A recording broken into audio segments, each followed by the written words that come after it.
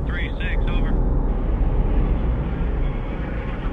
Automatic weapons fire from the right flank. Request support from Coldsteel. Right 100. Down. Welcome to tonight's program, Straight from the Horse's Mouth. This episode is entitled Hillier Takes the High Ground. Now, I'm going to start with this visual, and I'll tell you why. From left to right, Christia Freeland, Hunka Yaroslav, the SS Galicia Division veteran, President Zelensky, recipient of our country's charity, and of course Justin Trudeau on the right. Now, I'm starting with this to point out, this is how the rest of the world sees. This is how the rest of the world sees the dictatorship of Canada. And here we have the Elgin Street Courthouse, the Ottawa Court Centre, suitably ugly for the politically correct age. Inside, this morning was a spectacle in which defendant Randy Hillier took the high ground. We're going to go to that right now. Join me and others inside the courthouse.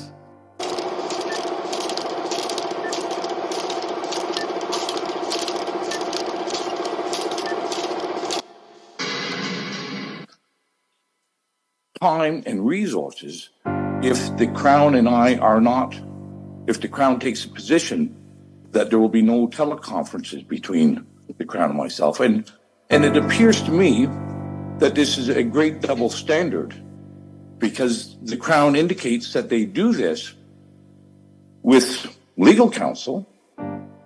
And I went through the Crown's manual yesterday after receiving this email, and I find no reference in the Crown's manual that prevents them from communicating with the accused, the self-represented accused.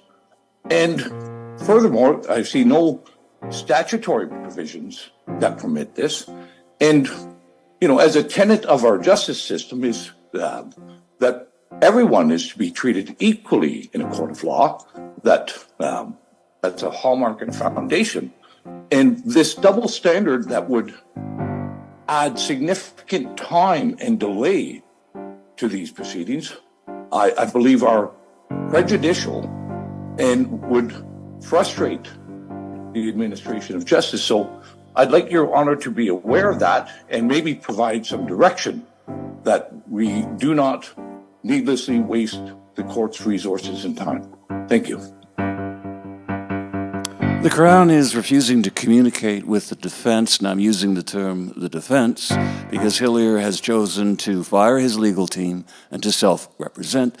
The argument you've just listened to is logical and eloquent, so of course it will be dismissed by the Crown and the Justice in a matter of speaking, but he made the argument nonetheless. A high water mark. Hillier takes the high ground. We're going to take another look at this. And I went through the Crown's manual yesterday after receiving this email, and I find no reference in the Crown's manual that prevents them from communicating with the accused, the self-represented accused.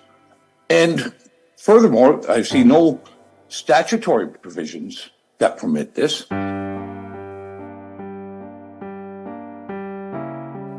And I find no reference in the Crown's manual that prevents them from communicating with the accused.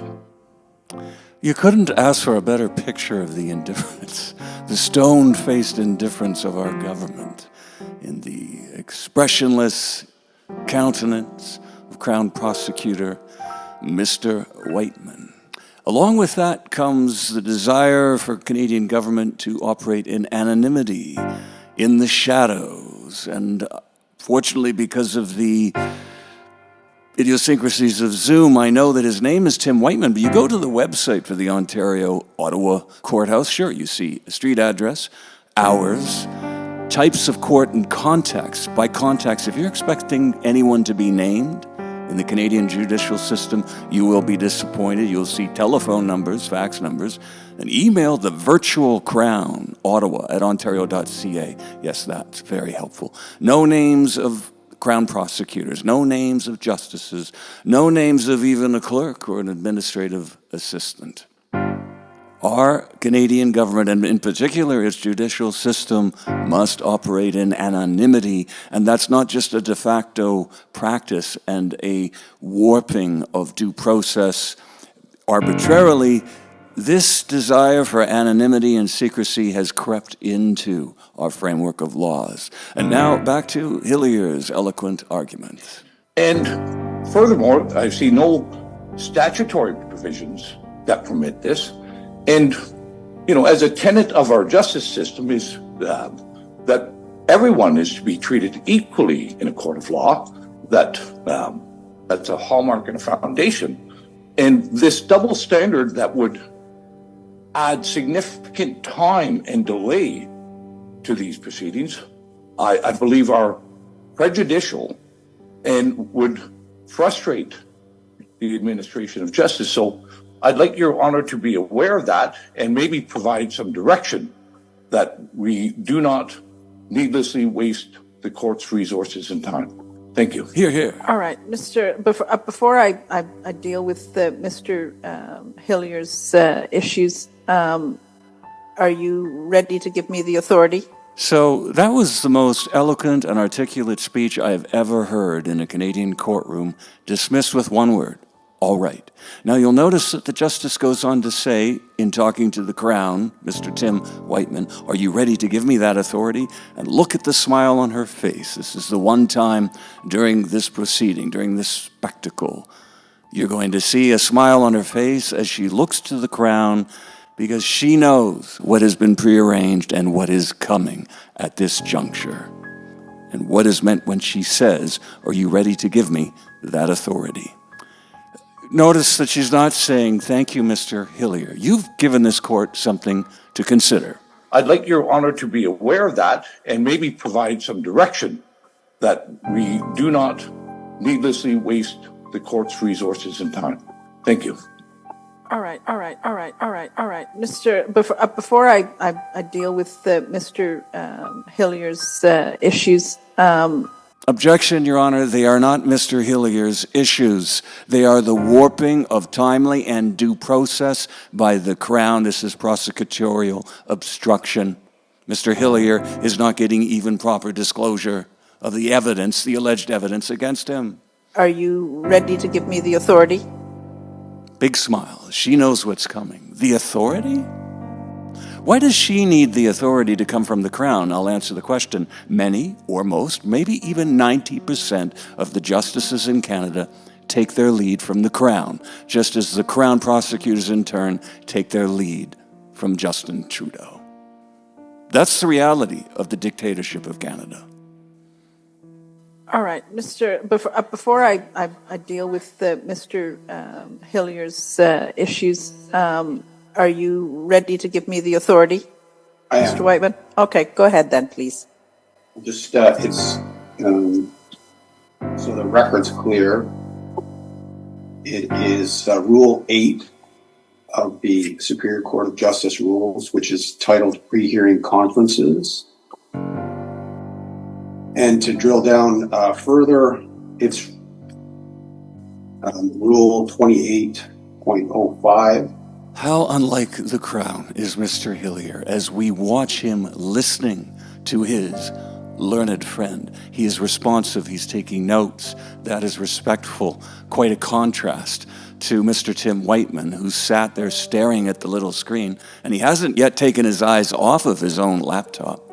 He sat there with cold indifference to the eloquence of Randy Hillier, which is titled The Hearing. And I'll put this up on the screen for your honor in a moment. I'm just making sure the record's clear as to what I'm referring to. And specifically, it's Rule 2805, subsection 2. And I'll just share my screen. Now, what you're about to see take place, what the justice through prearrangement with the Crown knows is going to happen, is based on Rule 28, subsection 2, 28.2. We're going to see that soon. But notice here, the Crown prosecutor is really unable to integrate an argument within his own, say, original prose. Crown prosecutors, for the most part, are the cut-and-paste errand boys of the state. And this is the mindset that political correctness promotes. I think Mr. Registrar needs to allow me to share my screen. Yes, sorry, Mr. Registrar, could you please make Mr. Whiteman a co-host so he can share his screen? I'm not able to sing that. I can't modify the sharing option. Mr. Registrar is having troubles with Zoom. Not able to make it all full participants. You know what? I can make it full.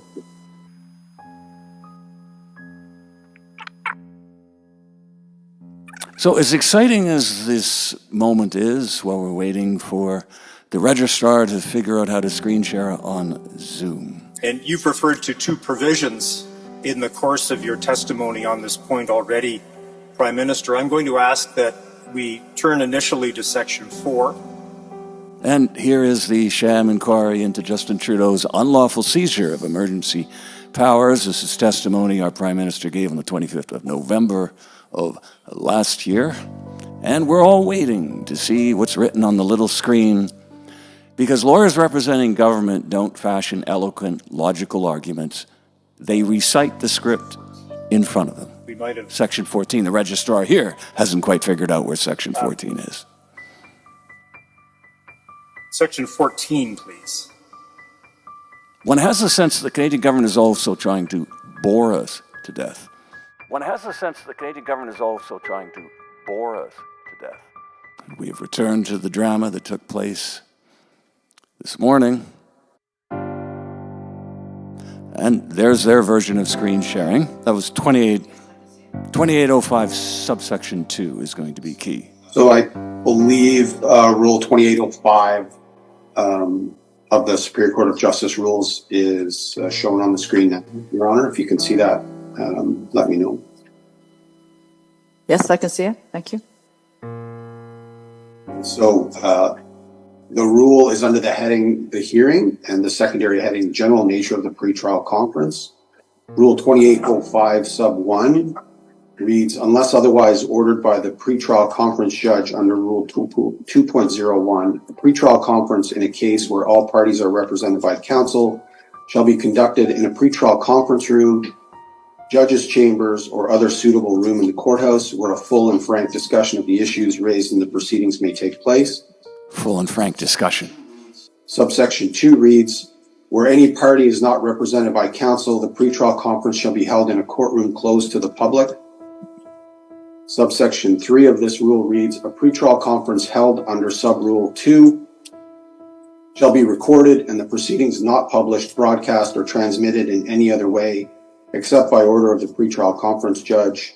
Sub-rule 4, no transcript of any pretrial conference rule held under sub-rule 2 shall be ordered by anyone without notice to all parties and the written approval of the pretrial conference judge or another judge of the court. Sub-rule 5, where a transcript has been ordered under sub-rule 4, no information contained in it shall be published in any document or broadcast or transmitted in any way without the approval of the pretrial conference judge or notice to all parties. So that is the authority the Crown supports the proposition that the courtroom should be closed to the public, and the Crown's position is that should include any virtual participants by way of the Zoom call. So, backing up to the judge's earlier question to Mr. Whiteman, are you ready to give me the authority? That was it. Rule 2805. So that is the authority the Crown supports the proposition that the courtroom should be closed to the public, and the Crown's position is that should include any virtual participants by way of the Zoom call. So that's what the judge and the Crown knew was coming. Hard on the heels of Randy Hillier's eloquent, logical argument addressing the Crown's refusal to communicate with defense in a timely and meaningful manner. All excited, all happy that this has come together as their prearranged plan, all set now to clear the courtroom in accordance with the rules, because this corruption of otherwise transparent justice is baked in to the Crown's manual of how to conduct itself. Yes, thank you very much, Mr. Whiteman. I appreciate that. So, Mr. Registrar, could you please May I respond to that? Actually, I mean, you could say whatever you like, Mr. Hillier, but the rules are the rules, and I am obliged to abide by them. But within that conversation, there was a reference to the transcripts as well, which we Yes. talked about And earlier. so we did, and you can see why I indicated to you that my approval will have to be sought in order to release the transcript to you, and it indicates what use, if any, what use you can make of it. So that's a useful rule for you when it comes time for you to request that I release the transcript to you. So yeah, my approval will have to be sought. If you want to get transcripts of your own trial, I guess there's nothing too patronizing or demeaning about that. Seriously, folks, baked into the rules, the warping of justice. I am somewhat perplexed, Your Honor, that, during the change. Okay, Mr. Hillier, before we go any further, I need to ask all of the members of the public who are in the courtroom to please leave the courtroom. And I have to ask Mr. Registrar to please remove or... This is ridiculous. This just proves Canada's a place everybody who's observing the JPT via Zoom. bloody banana republic. Please. Kangaroo courts. That's what this is. Banana Republic, kangaroo courts. So a couple of things are going on here. Number one, the registrar has kept the inadequate screen share of Rule 2805 in place, so we can't really see anything else. Secondly, one of the Zoom participants, obviously a Randy Hillier supporter, is voicing objections to what he calls Banana Republic proceedings. He's not wrong. He's not wrong. So we'll just continue. Bloody kangaroo court. Could you place everybody on mute, please, Mr. Registrar? Blocking people from seeing this criminality. Blocking people from seeing this criminality. Of course, it's written right into the rules. Absolutely. That was another Zoom participant in solidarity with the first speaker. The registrar seems to have difficulty identifying and muting these unauthorized comments. And, kangaroo fucking court is what it is. You should be ashamed of yourselves. We're allowed to listen. Madam Registrar, or Mr. Registrar, rather? You should be ashamed of yourselves. Kangaroo court is what's going on here, and it's good Canadians can see. You should all be ashamed of yourselves. All of you. Disgusting display of communism for all. Agreed. Agreed. There's another supporter, another speaker expressing solidarity. Disgusting display of communism. So a few thoughts here. So let me just make it clear. This is baked into the rules. I called that a warping of justice. Why? Because in order for a judicial system to be just, justice must be seen as taking place in the public eye. And here they are vacating the gallery, shutting down the Zoom participants, because of a corruption of due process that is baked into our own rules. And this is why I am saying that such things as free speech are dead, not only in practice, but also in principle, because of the polluting of our laws by hate crime legislation, for example. So now the idea that this is a display of communism is not completely wrong. I see this more as the manifestation of corporate fascism at work in Canada vis-a-vis the WEF, the World Economic Forum. That's another subject. It's relevant. It's there. So in some ways, sure, the socio-realismus of communism, the shutting down of free speech and liberty of conscience happening in Canada. But interesting to note, ironically, in the Soviet Union, there was, in a sense, more transparency in the judicial system. And its show trials targeting political opponents, the Soviets filled the galleries. They wanted the people to see. That's one way in which Canada doesn't even maintain the standards of the former Soviet Union when it comes to transparency in government, and in particular, on full display here, the non-transparency of our government. The fact that the Crown and the Justice are following a rule already written, that does not diminish how disgusting this is taking place in Canada. That if you cannot afford counsel, or you don't want to be driven into bankruptcy by the need to have counsel, you're given a second standard, you're treated as a second-class citizen, your supporters aren't allowed in the courtroom, and it gets worse. It gets worse, folks. Good luck. So that was another supporter saying good luck to Randy. Many of us are still on Zoom at this point, including, of course, myself, as the registrar struggles to figure out the idiosyncrasies of that application. Unbelievable welcome to Canada. True enough, unbelievable welcome to Canada. This is Canada. And it's not just the arbitrary, willful decision of the Crown to withhold disclosure to Randy Hillier because he hasn't opted for the go bankrupt. Subsection 2 reads, where any party is not represented by counsel, the pretrial conference shall be held in a courtroom closed to the public, shall be held in a courtroom. Shall be held in a courtroom. So we're looking back at section 2805, subsection 2. Where is Her Honor? She's not in the courtroom.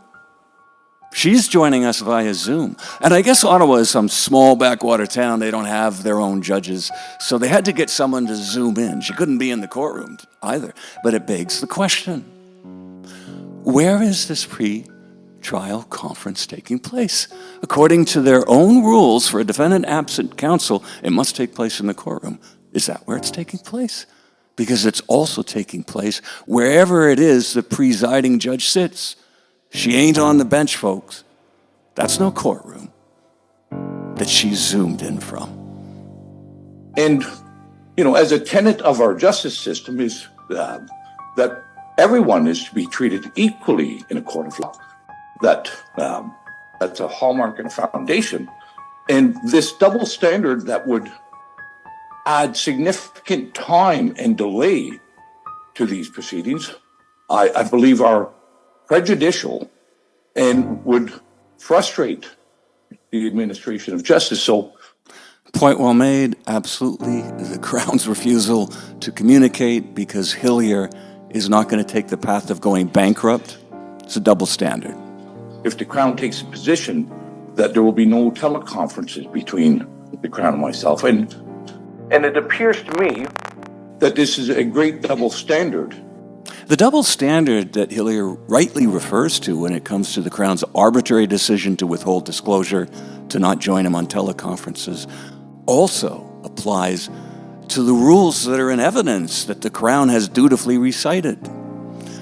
2805, subsection 1, a pretrial conference in a case where all parties are represented by counsel shall be conducted in a pretrial conference room, judges' chambers, or other suitable room in the courthouse, where a full and frank discussion of the issues raised in the proceedings may take place. That's the standard for those who can afford counsel, full and frank discussion.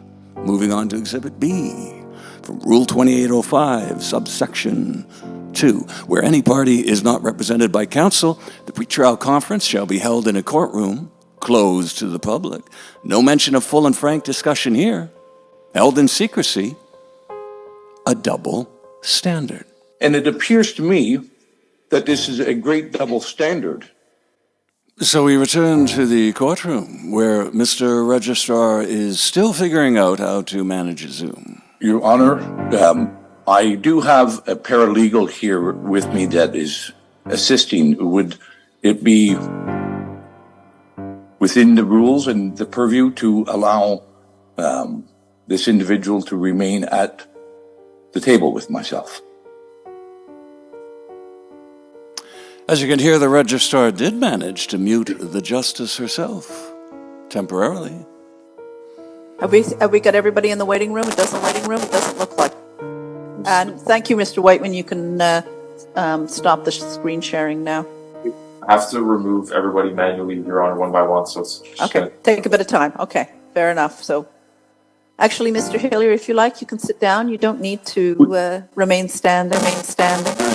Item, Your Honor, I do have... I've asked you not to proceed until we've got everybody out of the courtroom. I gather from the justice's comments, the pretrial conference cannot commence until everyone is out of the courtroom. I've asked you not to proceed, her exact words, and therefore this that you are watching, with no judge actually present in that courtroom, cannot be the pretrial conference.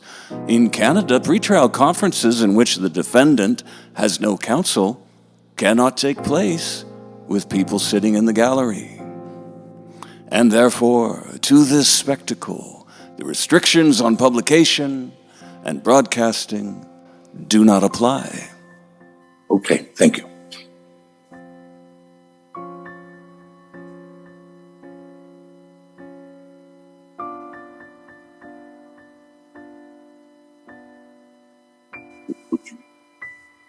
consent to having a paralegal here with me? I don't know that. I don't know whether she's a licensed paralegal. I think my position is going to be that everybody should be excluded. So that was a sidebar between Hillier and the Crown says, my position is going to be that everyone, including your paralegal, should be excluded. He wants the paralegal gone. I don't remember seeing that in Rule 2805, subsection 2.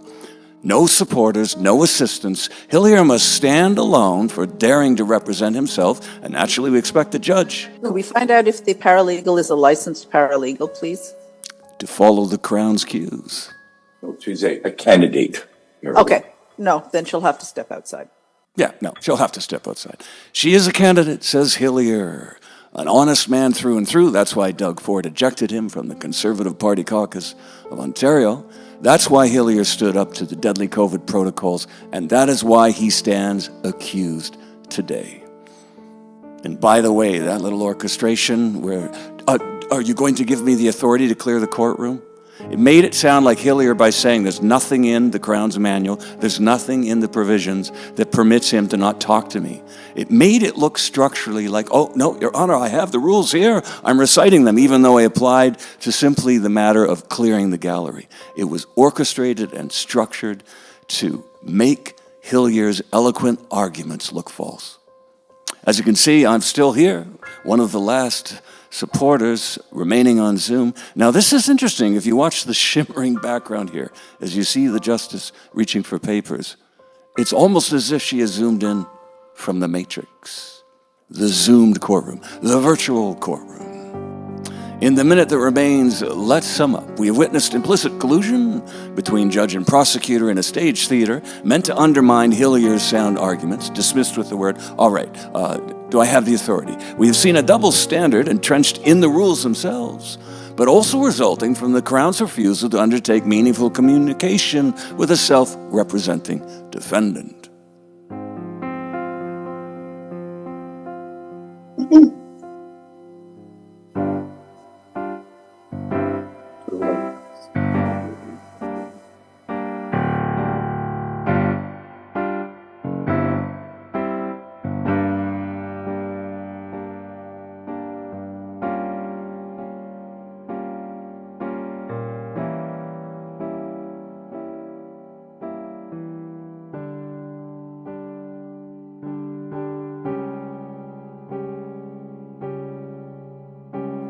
In the successfully rising dictatorship of Canada, we no more have the right in practice to defend ourselves in the courtroom than we have the right to defend our own family in our own home from an armed intruder. Robert's out.